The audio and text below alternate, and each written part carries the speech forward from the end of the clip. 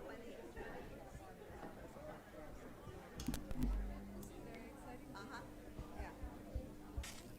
don't know. I stole it from my roommate. Yeah, because my mom has horrible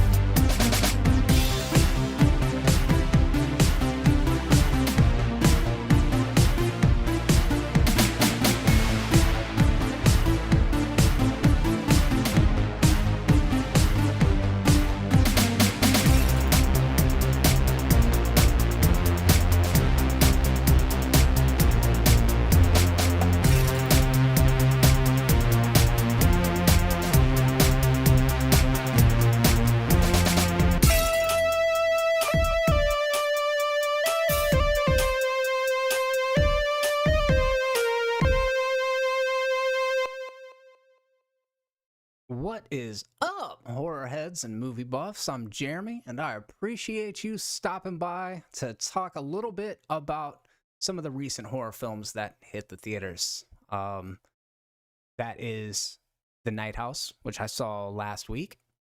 We're also going to talk a little bit about 2021's Candyman, as well as, obviously, we can't not compare it to the 1992 film. I'm kind of working through my thoughts. I plan on maybe making a video where I explore a little bit deeper the differences, the comparing and the contrasting of the 1992 Candyman versus the 2021 Candyman. It will be in video essay form, so it won't just be me freewheeling, talking like I usually do. G-Dub, what's up, my man? Candyman was way too woke. G-Dub 233333. I'm glad you mentioned it, because we are going to talk about that. We're going to have a discussion where that definitely comes up. I'm curious also, have you seen The Night House? Let me know if you saw The Night House. I actually thought that was a quite impressive film directed by the person responsible for another film that I really enjoyed. The director that did The Night House actually directed a film called The Ritual. His name is David Bruckner. I think that was it's a slightly older film. It's available on Netflix, and it's about four friends that go on a hiking trip to Sweden to commemorate their recently deceased friend. And because it's a horror movie, things don't go well. Things don't play out well for anybody. So, yeah, I do want to say thank you to those of you that are stopping by to check out this content. I got to check that one out if you think it's pretty good. The Ritual was pretty good in regards to The Night House. Yeah, it's definitely a film of one of the most impressive showcases of Rebecca Hall's talents that I've seen in a film. Seriously, though, thank you guys for stopping by and being here. I know it's just a few of us, or by a few of us, I mean me and maybe you. Maybe you're the other person in here.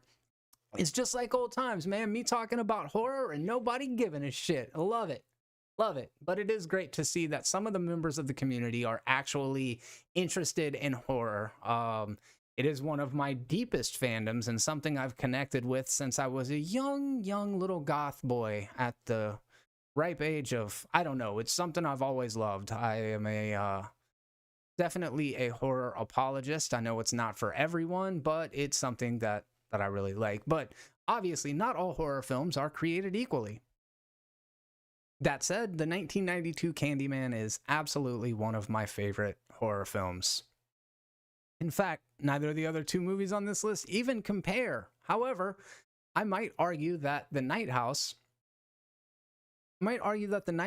is a objectively, I don't even want to say objectively, that's such a prickly thing to get into, but it is a very well-made film both The Night House and Candyman 2021 kind of have similar issues for me. And that is, as much as these movies touch on big ideas and actually have a message behind them, I feel that neither trust their audiences enough, and they feel that they need to explicitly spell out things that are pretty easy to discern without the explicit messaging. And I don't know that I agree that that Candyman was too woke, but I certainly do understand why you would say something like that, because it deals with its themes in a very head-on way. What's up, PJ Marino? Night House and 2 Candyman films? What a great lineup. Really had fun with 2021. Candyman legit creeped me out. Yeah. So let's start off talking about the Night House. We'll start off with the Night House because I feel like I've got a little bit less to say about this one, and we can keep the other two clustered together, I suppose, if you will. So I know not a lot of people have seen these films, and because of that, I'm not going to explicitly get into spoilers until I say I'm going to explicitly get into spoilers. And even then, I'll give you a heads up beforehand, and then after I get done, I'll give you some sort of sign. I will shoot a fucking flare off in my own room so that you know. Well, maybe I won't do that. I'm gonna do something so that you know. Colby wants to know if I consider Get Out, or wants to know if we consider Get Out to be horror. He doesn't, but understands why some people do. Yeah, I think that's an interesting question. I would consider Get Out to be a horror film, but I have a very broad definition of what horror is, and I guess that's a decent place to start. Horror doesn't have to be supernatural, though it's traditionally thought of as supernatural. There does seem to be some sort of supernatural occult happenings going on in Get Out. Otherwise, they really wouldn't be able to do what it is that they're doing. It's kind of like the Twilight Zone, and I think there's enough of the hallmarks of genre with the paranoia and the not knowing who to trust, and this person being kind of isolated in a world that they don't quite know what to think of. I think it definitely fits into horror, much in the same way that Us does. I don't know if you would say, like, it's not the same as like a haunted house movie or a slasher film, but I think horror can be many, many things. I think the original Alien and Jaws are 2 movies that, you know, you could say Jaws is an action adventure or a thriller, you know, no real supernatural elements in that. You could say Alien's a science fiction. You could say Silence of the Lambs is a psychological thriller, but I think there are enough horror elements in all of those, and Psycho, that you kind of got to put them in there. There's a movie called Green Room that was directed by, I'm not gonna be able to think of his name now, but he also directed Blue Ruin and another really good movie afterwards. Anyways, it's not what you would traditionally think of as a horror, though it is pretty fucking horrifying. So yeah, I think so. Nick, what's up, buddy? Thanks for stopping by. So yeah, we're gonna talk a little bit about the 2021 Candyman here in just a moment, but The Night House is a story that is an A24 release, I believe. Let me make sure if that's correct. It is not correct, so right off the bat, I'm fucking 0-1, baby, or 0-1. Let's go. Yikes. It looks like it's a Phantom 4 TSG Entertainment. It's got David Goyer attached as a producer, which he's very hit and miss, but I think that this movie is a film that you will appreciate even if you don't love it. I'm kind of projecting here because that's how I felt about it. I think The Night House has a great setup, a very well-made film. It's actually got some genuine scares in it. Some of the things in this film creep me out much more than things creep me out in Candyman, but the ending kind of undid everything preceding it for me. So it's a 2020 made film. It's directed by David Bruckner. As I mentioned, he directed The Ritual, which you can check out on Netflix, which I would highly recommend. And it stars Rebecca Hall as a widow who discovers a dark secret about the house her late husband built. He was like an architect, and he built this crazy, elaborate house. And that comes into play a little bit later on as to why this house is so like geometrically detailed, I guess that we'll say. It premiered at Sundance in January of 2020. So we've been seeing the trailers for this film for quite a while. It was Searchlight Pictures. So this is actually a Fox film prior to the buyout. And it's been generally praised for reviews from critics. I want to say that both The Night House and Candyman are sitting right under an 90% on Rotten Tomatoes. It's pretty high praise, right? Like when you see a movie like that, you're like, damn, this is gonna be major. Okay, so The Night House has an 86 on Rotten Tomatoes, which it's not the end all be all, but just kind of gives you a temperature about what the critics are saying on average. Candyman, Rotten Tomatoes, where are we at here? 85. So I feel like that's accurate. I feel like The Night House might have been 1 point better than Candyman for me. I feel like that's a pretty accurate representation of the way that things ended up panning out for me. So if you don't see The Night House for any other reason, see it for Rebecca Hall's performance. I would almost say this is to Rebecca Hall what Hereditary was to Toni Collette. I know that sounds like almost hyperbolic because Toni Collette's so good in Hereditary. Rebecca Hall is like that fucking good in this movie. And she's a complicated character. She's not somebody that's always easy to like. She's not your cookie cutter, final girl protagonist. She's a little abrasive and confrontational, and she's spiraling because she's in this really high stress situation, So, sort of similar to Toni Collette, complicated character, the kind of stuff that actors really, really like to dig into. What's up? Jeremy Saulnier, thank you, the diss track. Jeremy Saulnier is the director of Green Room and Blue Ruin. And I swear there's another one, I'm just not thinking of it right now, but Jeremy Saulnier is a fucking great filmmaker who makes genre mashup movies that definitely skirt with being horror films, though the first one's like a revenge movie. The second one's almost like a bottleneck movie, a bottle episode, like they're stuck in one location. The Green Room. King of the Hills 34. Yes, sir. 2 streams today, and maybe even a third after this. We'll see how things go. We'll see if I can keep the attention of the audiences. Y'all do me a favor. We've got 5 in the chat. 4 in the chat. They're dropping like flies, people. Click the like while you're in here for me, please. Do me that favor. It'll really help the channel out. Jarrett Adams says, wasn't a fan of the trailer for The Night House, but the reviews have me curious. I actually got a vibe from the trailers from The Night House that it was going to be a good movie, and it kind of has that prestige attached to it that made me think maybe it was an A24 film. This is a slow-paced, methodically paced, ratcheting up tension slowly throughout it. It's almost like a boiling pot of tea or something, It's like it just builds at this perfect progression, and I thought it was really good. So her husband died to suicide. He took his boat out on this lake behind their house, and he blows his brains out. And she didn't even know he had a gun. And this is all set up. This isn't like huge spoilers or anything. Obviously, she's very upset. I mean, if your loved one, the person you're closest to, kills themselves, what does that say about you? What does that say about the relationship you thought you had with them, about the person that you thought you knew? So it leads her to a very dark place where she starts to use alcohol as a crutch, which I think is understandable in a situation like this. She spends her nights drinking alone and going through his belongings, just trying to cope with this dramatic loss. And she insists on continuing to go to her job as a teacher, which leads to, some not great situations, including a parent of one of her students coming in and basically saying, my child turned in this assignment and you gave him a 0 for it. She probably lost it. You know what I mean?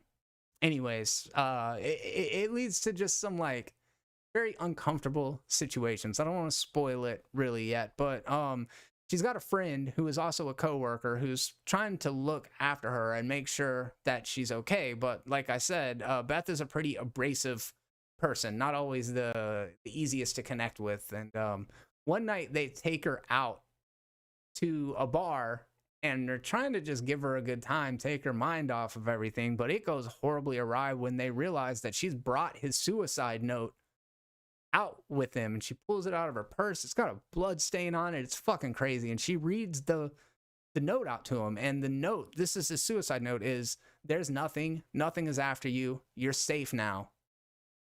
What the fuck, this cryptic message, what does it mean? There is nothing after.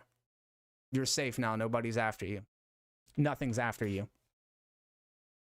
And the cryptic message of that letter ends up being brought to light a little bit later on in the movie. But this is just in a way, it's an old school haunted house story. If you've seen the trailer, there's the great shot where she's standing out on the pier where the boat where her husband has killed himself is still tied to this dock. And the footprints, wet footprints, are like approaching her. And she thinks her husband's there. But it may not be. It may be some other presence. And one of the things that I liked about this movie is it leaves some ambiguity, though by the end of it, it's still very much a message movie. Like some of these elevated horror films, they're really good at being allegorical without being explicit in the allegory. Other horror films are so infatuated with their message that they forget to make a compelling story. And yeah, so there's a little bit of both of those things at play with these kind of new wave of, like I've referred to them before, elevated horror movies, where there's aspirations to actually make some sort of commentary and say something. So Beth starts to experience supernatural things and starts to reach out to the spirit, while she also starts to learn dark secrets about the past of her husband. And it is a really cool exploration of loss and grief, and about how well you can really know somebody's inner life. Even the people that you live with, right? Like there was that movie Sleeping with the Enemies with Julia Roberts in it. So I like the premise. I like the setup of this movie. I think Rebecca Hall's performance is fantastic. The mystery kept me engaged through the entire film, and I was just riveted to see what ended up happening next. By the time we get to the third act of the film, it's put a lot out there. Some of it, we're not exactly sure what to make of it. Is this her perception, or is this actually happening? And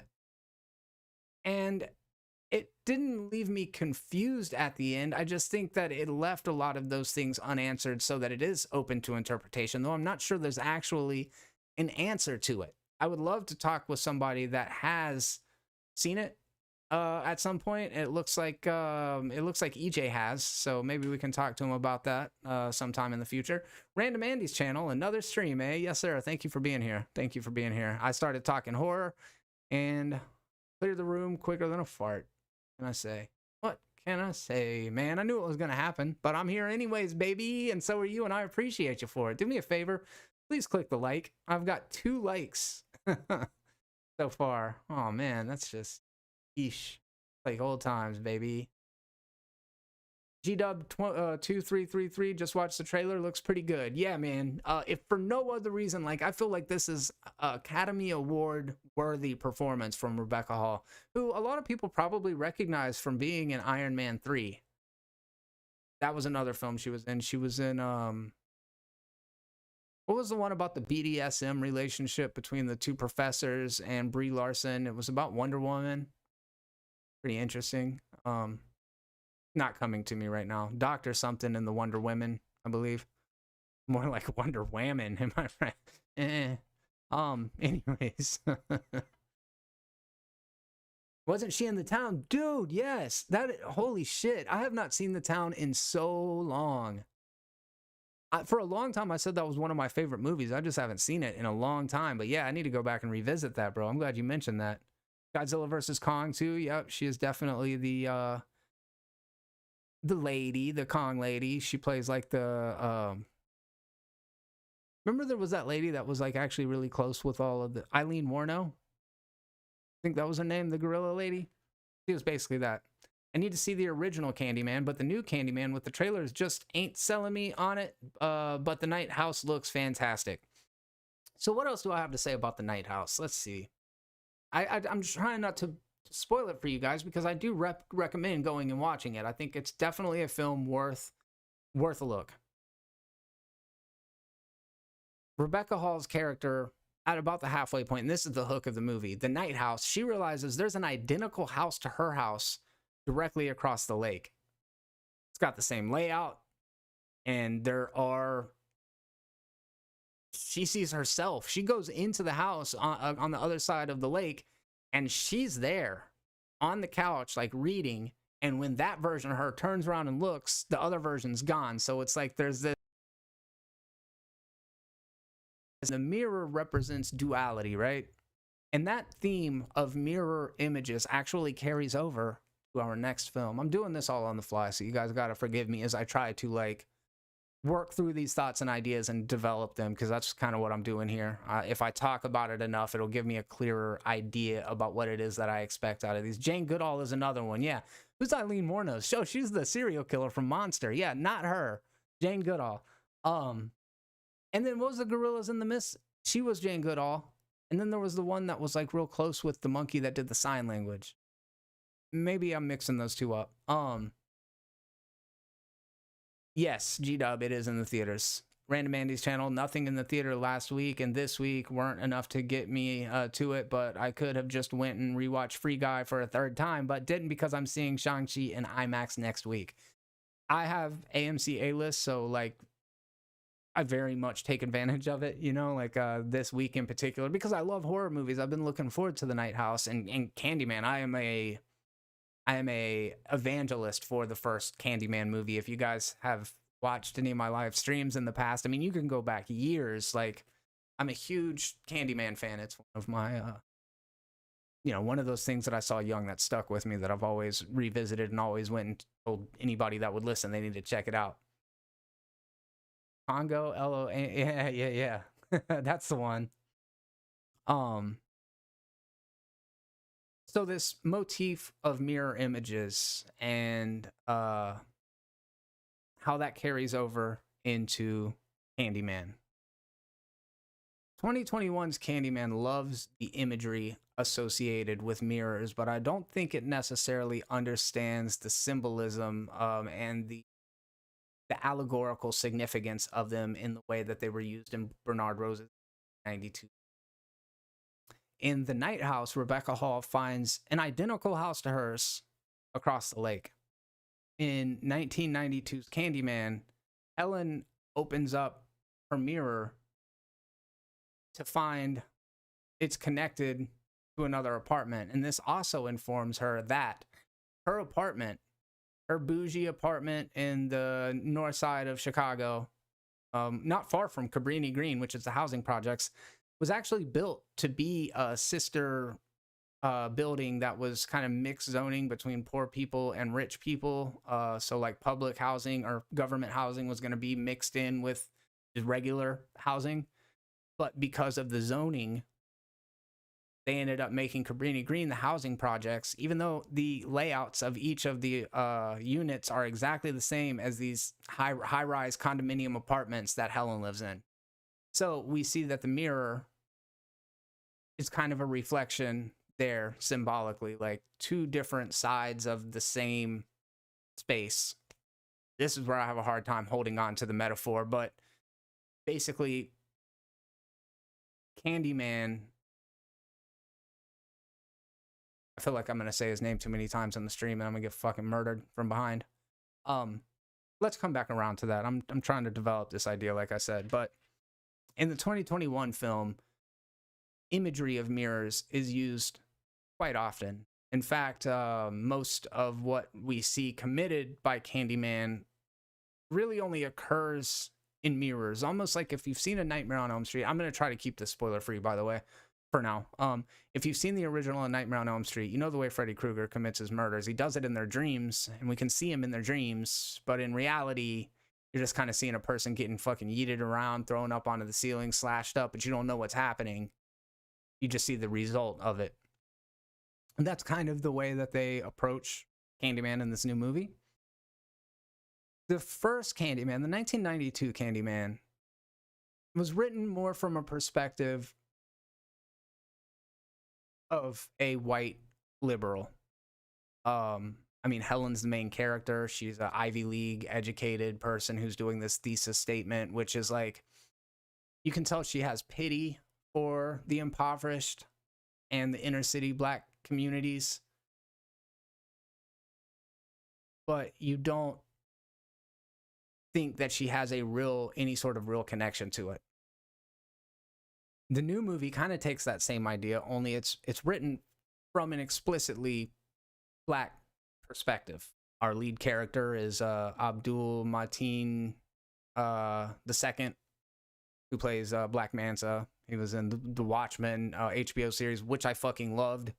So there are ways to do very socially relevant stories in a way that works. I mean, like I said, I thought Watchmen did it beautifully. I felt like Lovecraft Country maybe a little bit less. But Candyman, I feel, it's a confrontational movie, the 2021 one. It's a confrontational movie. It's got a lot of righteous anger in it, and I appreciate that, but I feel like it's so much more focused on the subtext and what it's trying to say with its message that it forgets to be very good. I feel like that 85% on Rotten Tomatoes is really more based on what the movie was saying than how it said it. Because every time Candyman murdered in the 1992 film, Helen was there. She would fall unconscious. She would come to. There's blood and viscera all around. The police show up to the scene. There's Helen. Helen's always there. Is Candyman even real? He's this mythical character, and she's getting so obsessed with the mythology of Candyman that it never really spells out explicitly for a long time whether this is just a figment of her obsessed imagination or if it's real. In the new one, you learn very early on, which if you've seen the originals, we already know it's hard to roll it back in a sequel because we already know Candyman's a thing, but there's never any question about whether or not Candyman isn't actually real. That speaks more to the problem of sequels than it does specifically speak to the problems with Candyman 2021. It's like I was saying on the previous stream, it's like with the Spider-Man thing. After you've seen Spider-Man, you can't really roll it back, you know? We already know who it is. We've already seen him in action, and the movie's called Candyman 2, so obviously there's, he's still around, or... Anyway, so it takes that same idea, though. Instead of it being from a white liberal, it's from a African-American man who is pretty removed from that community. This takes place in 2021, where Cabrini Green housing projects were demolished in like 2011, maybe even before that. Cabrini Green housing projects don't exist anymore. They were in Chicago and right around the same place where where the city was and where there were more affluent people around it, and it was just it was a big blemish in Chicago in particular, but it was just like a unpoliced community in itself where outsiders weren't in and weren't allowed in, and that was kind of a thing that made 92's film interesting. Is it like a white liberal's look inside of a world and a community they really claim to sympathize with, claim allyship with, but are so far removed from that community that it's like a different world to Helen, and there's this like star-crossed lovers gothic element to the original Candyman. Yes, it is a white woman and a black man, and while that may have seemed progressive in 1992, I can see how some people may see it to be a little bit problematic by today's standards when you take a step back and you look at the way that blacks were portrayed in film for a very long time. There's a documentary called Horror Noir that's on Shudder, and it is about blacks and horror cinema. And there's a big segment on Candyman, which, again, always loved that movie. Saw it as being iconic for having one of the first, black slasher villains, like their first entry into the canon of like, hey, now horror movies can have all sorts of different killers in it. Never really thinking that the idea was that black people are scary. Like, I didn't ever see it that way. That's not how I perceived it. And the fact that other people perceived it that way, well, I can't control the way people perceive things, but I love the gothic romance part of it, is that Daniel was in love with a reincarnated version of Helen. It was her that led to his death. And in a way, the original Candyman kind of dealt with historical trauma, But it never really explicitly says a lot of that stuff. It's really nicely interwoven into the narrative as Helen naively goes into this thing with one idea, not realizing that she is going to become the story. And some people would say that story is the story of a white savior, But I always looked at Candyman as kind of the hero of that story. And some people will say, well, if he's the hero of the story, then why is he, inflicting so much pain on black people? Because if you think about it, the legend of Candyman exists within Cabrini Green. There was Ruthie Jean that was murdered by Candyman back in the past.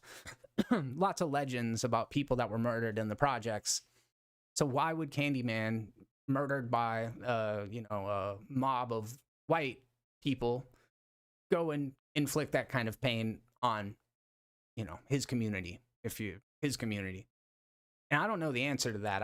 I will say in its defense that 90% of the people murdered on screen in Candyman are white people. They're all attached to Helen in some way, right? So it's like she's the albatross. She's the thing that's causing all of this conflict around her. If she wasn't pursuing this thing, who knows if it would even exist in that way. And I really like that. There was a mood over it. Philip Glass's iconic Candyman score, it sets an atmosphere over everything that precedes it, and the pacing is good because Helen is delving slowly deeper and deeper into this mystery, and the closer that she gets, the farther down she becomes, to where there's a point there's no returning from this. Her life is ruined. She's been framed for murder, and I just feel like the original one is like hypnotic. Anyways, I've spent a lot of time setting up the 1992 film. Let me go through and read some comments real quick. HBO Watchmen is criminally underrated. I completely agree with it. GW2333 is what it felt like. Congo. Random Andy's channel. I hear the ending feels a bit rushed, but it's still good. Razzle Squad, like new Candyman a lot until the third act. Then I kind of felt torn. I like the ideas they presented, just felt it needed more time to breathe. Razzle Squad, you stole the words right out of my mouth, and you put it in such a concise package. I very much agree with you. I felt like there were some pacing issues throughout, though. So anyways, back to the other story. Our lead, Anthony, may be related to the first film.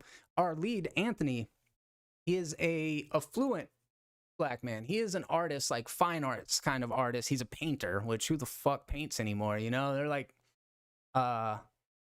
he's been successful, but his wife is the breadwinner. She's the one who's got like a regular 9-to-5 job. She's an art curator, which nepotism, right? So we're talking about nepotism.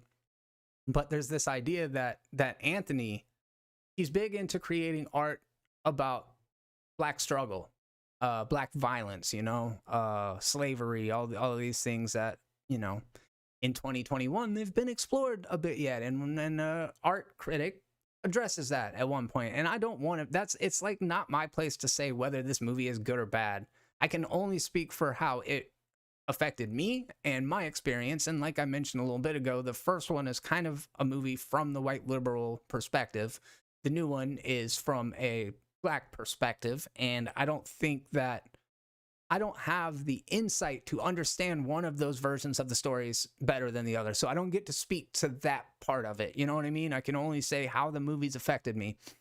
And I felt that the new one, like, Anthony still was separated from this world, you know, like this world of like these Black people in this movie aren't the same people you would have seen in the Cabrini Green housing projects in the first one. A lot of the people portrayed in the original film were like ignorant and poor. And trust me, there's white people that are that as well. I am one.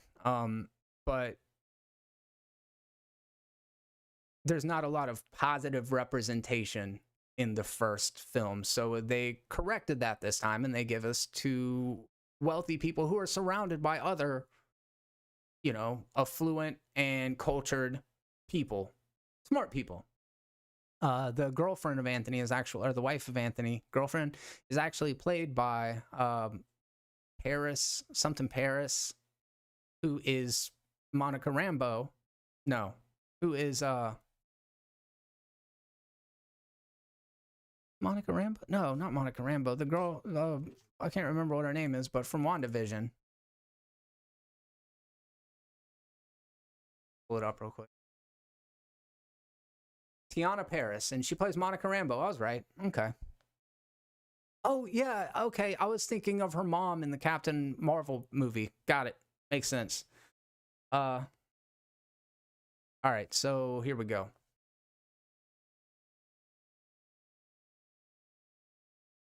He is looking for inspiration to create a new series of artwork when he stumbles upon the legend of Candyman. And he's immediately transfixed, similar to the way that Helen was. Only at the beginning, he's stung by a bee. And that bee sting, boy, does it fester. Like, at some point really early on, you would be like, bro, I understand we're trying to do a metaphor here, but you're going to need to take that to the hospital. It's turning into whatever that crocodilia shit makes your skin look like. It's like he's getting ate up from a bee sting, and I would be fucking worried real quick. I would be like, yo, bee stings are not supposed to look like this. I gotta go to the hospital. I was about to say I gotta go to the vet. I gotta go to the veterinarian and get myself some horse dewormer. Take care of that right off the bat. But his path to self-destruction seems so much more phoned in this time. It's like he goes from zero to crazy, like flip of a switch. When bodies start piling up, he's just completely like flagrant about it. He don't care. And I think that there's a reason why it's like hard to mourn the loss of people who are shitty, right? And the art critics, the people who die in this movie, they're not great. And they're pretty much all white, which also maybe kind of a response or a critique to a historical, at least a historical perspective or perception that Black people always die in horror movies. Statistically not completely true. However, I get it, you know? I get it. It does happen enough to be notable. But all of the people that die in this, they're just so terrible. It's like you don't care because they all suck. It is like G-Dub said a little bit earlier on. It's almost like let me read what G-Dub said a little bit ago. It was pretty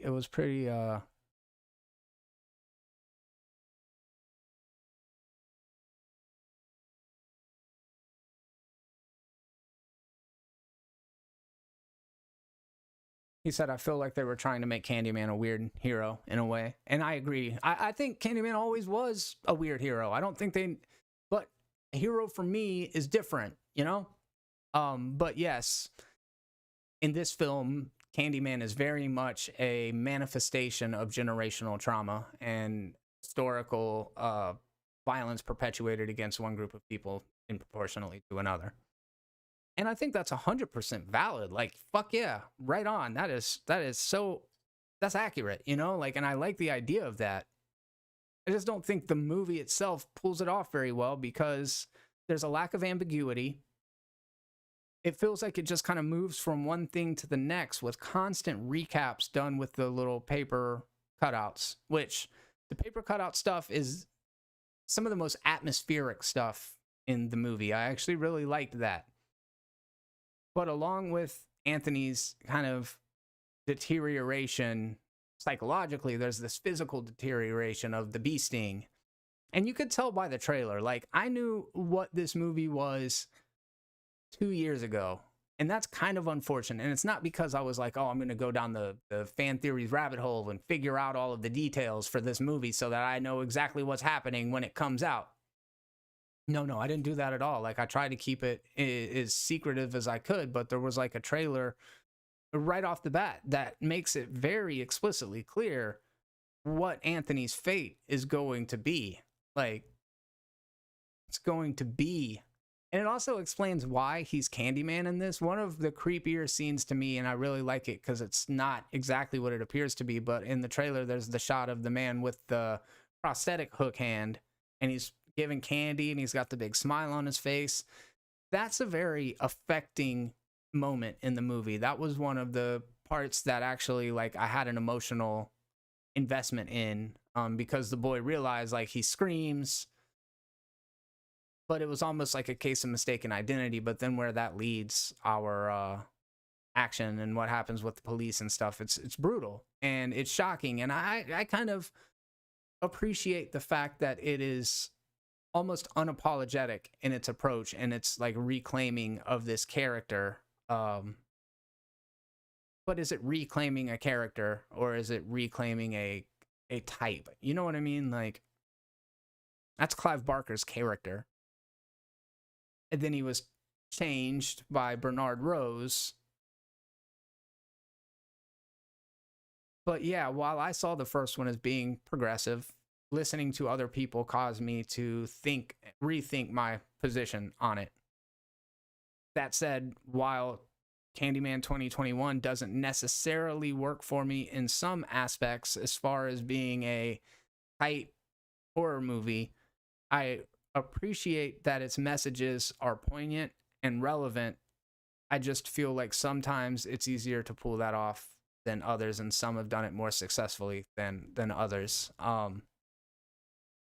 It's smart though, and it's got some really good cinematography in it. Like, a lot of the composition is really nice. Like I mentioned, a lot of the way that they use mirrors and reflections in this is really cool, and the way they're able to hide the camera while they do it.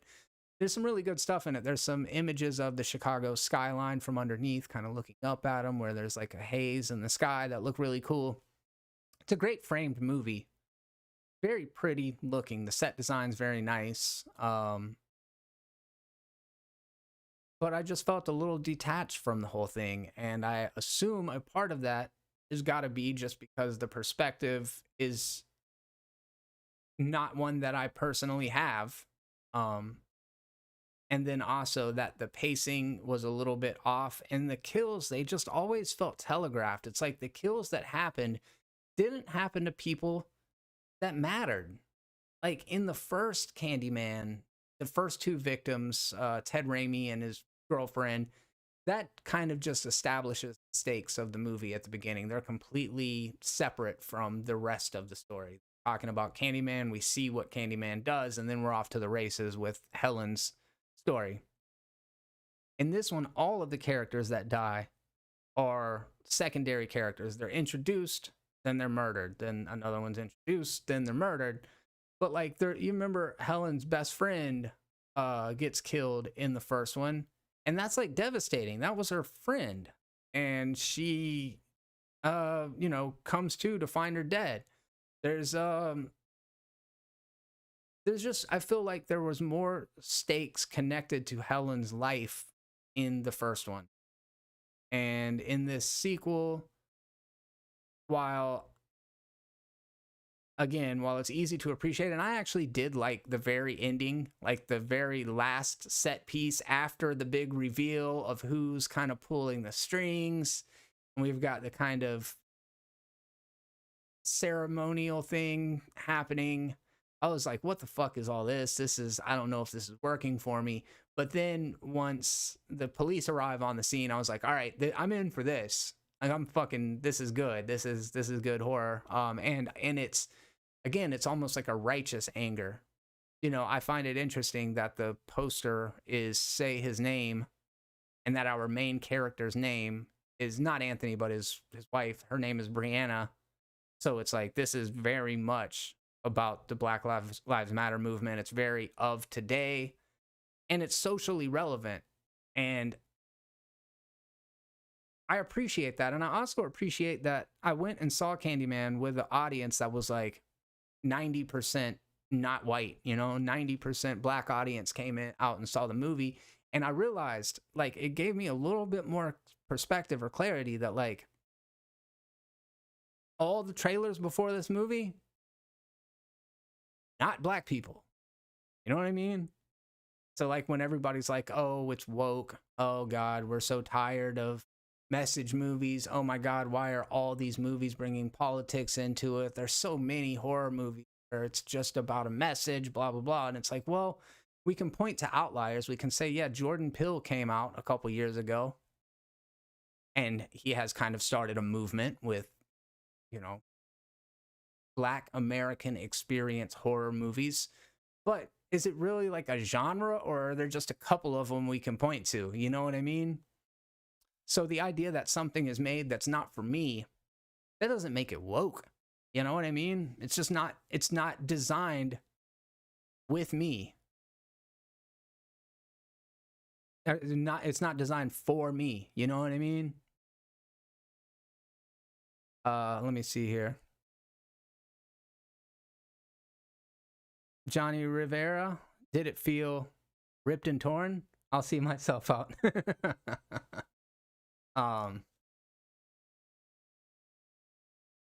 But yes, that was a little bit of like, it's perspective. It's like, okay, yeah, we assume that if entertainment is made for the not default, I'm not going to get super hung up on all of that. That'll be a conversation for another time. But as far as the movie itself goes, I think that it shows a lot of potential for director Nia DaCosta. I think she is definitely got an eye for storytelling and an eye for making good-looking movies. So the fact that she's going to be going on to direct the Marvels is cool. Plus, now we know that she has a relationship with Paris, and obviously they've got a good thing going on. So to see that continue is exciting. Jordan Peele obviously saw something in her to produce the film, and overall, I thought it was smart. It was smart. So I found it to be a little, like, it was more cerebral than it was an emotional experience. I felt it always kind of kept me at a distance. The pacing was a little bit weird, and sometimes I found it to be meandering. Like, how many times do we need to reinforce the same origin story to get it? But I grew up knowing the story, so but like at this point, it's like the Wayne family shooting at the movie theater. It's like, all right, dude, we get it. We know what happened. We know what happened. And I like that it introduces elements from the original film. Like, it doesn't completely retcon what happens, and it doesn't by any means take away from what Helen did. At first, I thought it might, and that was going to bother me if they just like totally like tossed her out. But as you hear the story from different perspectives, you start to get different pieces of what actually happened, and I really enjoy that. So yeah, man. Let's see. The Night House, on a scale of 1 to 5, I'm giving The Night House. I'm giving The Night House a 4 out of 5. And for the 2021 Candyman, I will go 3.5 out of 5. Not a low score. Very much a quality film. But as far as the original Candyman, 4.5 out of 5 for me. Yeah, man. Well, I appreciate y'all that did stop by to be a part of this live stream. It means a lot to see people stopping by to kind of indulge in the things that I am excited to talk about. And definitely stay tuned for some video essays related to Candyman. I'm sure by the time I get them out, they're going to be good and lukewarm and nobody's going to care. But, you know, otherwise, I wouldn't even be doing it, man. That's how I roll. Some people call their channels late to the party. Other of us, just late to the party. Gameplay walkthrough daily. Does the new Candyman feel like any Jordan Peele's other movies? No, it doesn't. It is much more explicitly supernatural. Jordan Peele's movies kind of have a, like I mentioned a little bit ago, like a Twilight Zone feel to them. This is much more in your face, conventional. It's a horror movie. It's a supernatural horror movie. It does have themes in common with Jordan Peele's work, and if that's the pervading thing that you're going to take away from it, or that anyone would take away from it, then yes, it is a socially relevant, social commentary driven horror movie. And it's about the Black experience. In those ways, it is similar. But as far as the story itself and the execution of it, I think this is very clearly a Nia DaCosta film, and not a Jordan Peele film. And to be honest, I think that she was probably better for the material than Jordan Peele was. I just wish that there was a bit more groundwork done in the writing to flesh these characters out, and a bit more that happened in the story that wasn't so explicitly spelled out for us time and time again. It's just like, trust your fucking audience, dude. Everything doesn't have to be reiterated and resaid and restated over and over for us to get it. And I feel like this one just kind of hits the same beats a couple of times and then it's over. And it felt like we're getting rolling. Oh fuck, the movie's ending. And that was kind of, it was like that. And it's only an hour and a half long. And to me, it felt rushed and long at the same time. Like rushed and slow, which is a weird thing. But maybe my expectations were just set way too high. Maybe I wanted too much out of this movie. And if you were to ask me what it is, I don't even know. I don't know what it is that I wanted. I don't know what it is that I expected, but I was hoping for something that was like, you know, another classic. But I don't think people even think Candyman's a classic. I think this is a me thing.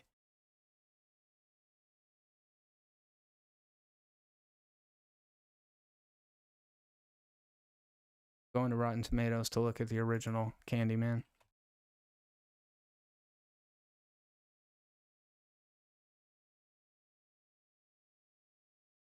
$76. So a much lower rated film than the new one. I find that interesting. Very, very interesting.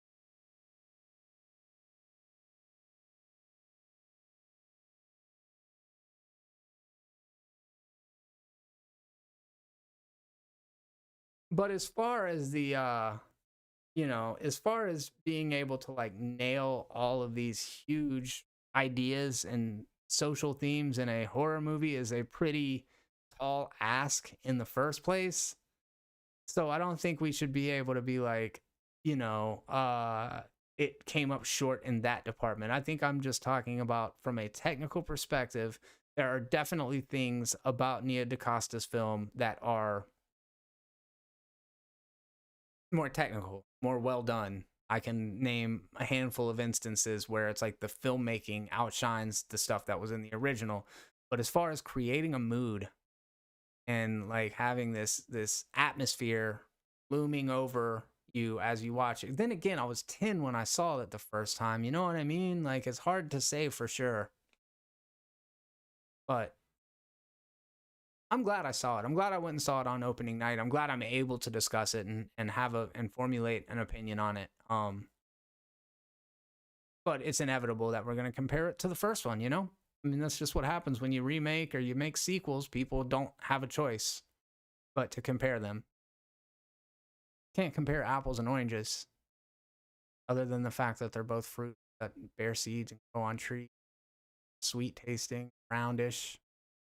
Guess you can compare apples and oranges.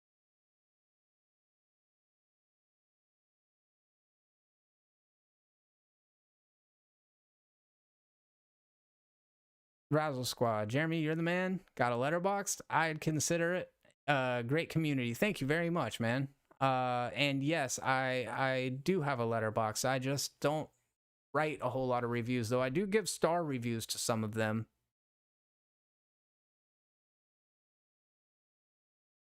I don't know if you guys have seen it, but Ian Elliott Carter of The Controversy just now put a showstopper of a video out yesterday.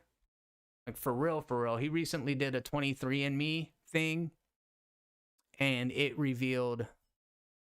It's crazy. Like, this shit could be a documentary. I'm telling you, if you guys haven't watched it, head over and check out The Controversy, Ian Elliott Carter, and look at his video that was like something about dark family secret. It's fucking wild, dude.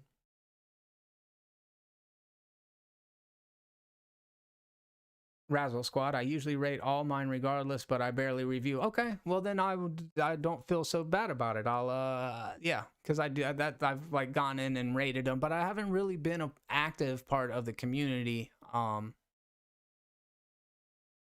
Yeah, but I should check it out. Caleb is a big fan of it. He uses it very often, and I know a lot of you guys that are in the chat really enjoy it. So yeah, man. If you're watching this in playback, do me a favor, head over and check out Ian Elliott Carter's most recent couple of videos. Very good stuff. Yeah. And if you want to check out more content, ask Alex over at Momentum Media every week. We recap the week's pop culture news. Also, Saturday at 4 p.m. CST on AM 16 and 92.3 FM, I do Let's Go Pensacola with Julio Diaz, and we do the same. We talk about some of the week's movie news headlines. We discussed Candyman a little bit in this episode, or in the episode that's coming out at 4 o'clock today. We also talked about Marvel's What If and all sorts of other good stuff. We talked a little bit about the Nirvana Nevermind Baby album cover and all sorts of shit. So definitely check out Let's Go Pensacola. You can also find it wherever podcasts are available. So, Ask Alex, Let's Go Pensacola, 2 weekly streams here. Check me out on My Friend Watches over at Holden's channel every week.